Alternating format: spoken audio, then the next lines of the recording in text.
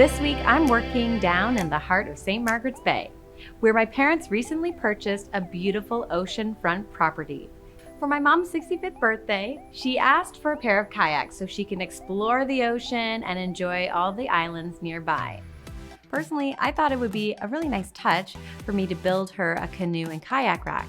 That way she could have easy access to her kayaks and storage for them all year round. I was able to pick up all the materials I need to build this canoe rack at Home Hardware. Home Hardware has a range of backyard packages available with all the materials to build and assemble your summer projects. From garage sheds to decks and fences, the plans are free with the purchase of your materials. Because these are not pre-cut kits, cutting and assembly is required. So I've asked Dawn, a local retired cabinet maker, to help me assemble the canoe rack package. While we are sorting through all the lumber and planning the build, my dad is working on clearing and leveling an area close to the beach where the canoe rack can live. Hey Dad. Hey on. Oh, so this is the area here we're thinking about. Obviously, we're going to have to level it somehow. Yeah, I think that looks like a good spot because if there is any hurricane or any weather coming through, it's not gonna shove it around too much. So. It's well protected and it's close to the wharf. Yeah. After looking over the plans, we're ready to start this build. I don't think there's ever been a more beautiful location for a DIY project. Step 1 of the plans requires us to put the legs of the canoe rack together. In this step, we need to notch out a spot for our canoe braces. To create a notch in your board, you want to cut 1.5 inches deep into the leg of your canoe rack. Then you run the skill saw across every 1/2 inch. That's going to create enough of a weakness in the board that I can then notch it out with my chisel and hammer. And that's going to fit our 2x6 board in and make it nice and secure so this leg will hold our cross braces for the canoe stand. While Dawn completes the rest of step 1, I pop over to see how my dad is making out with clearing and leveling the land.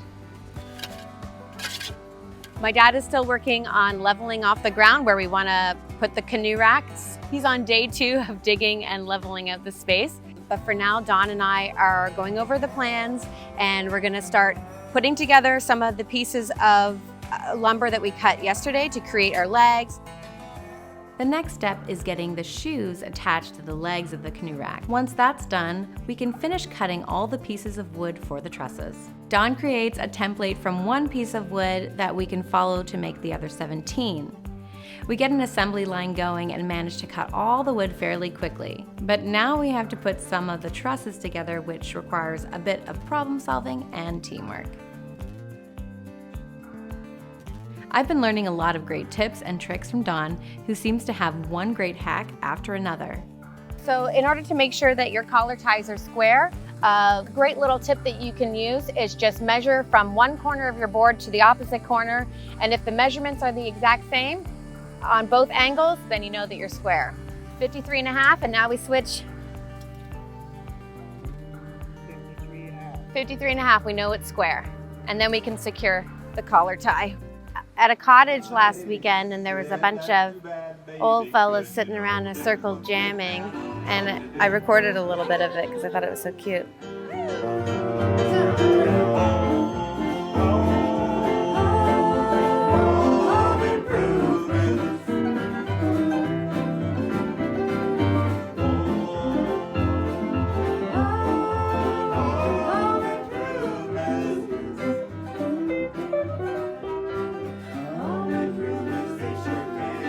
We managed to get our legs for the canoe rack upright, squared, leveled, plumb, and all of the things that we need to make sure that this is a solid structure with 5 people and 2 measuring tapes.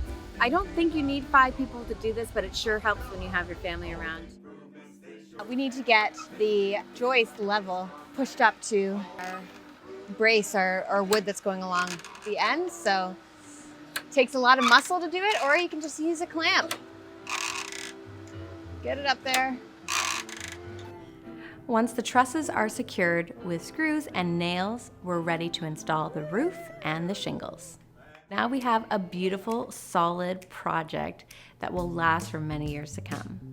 Thanks so much for watching DIY Mom, and stay tuned for my next summer project, because we're going to be building a floating dock for my parents' wharf.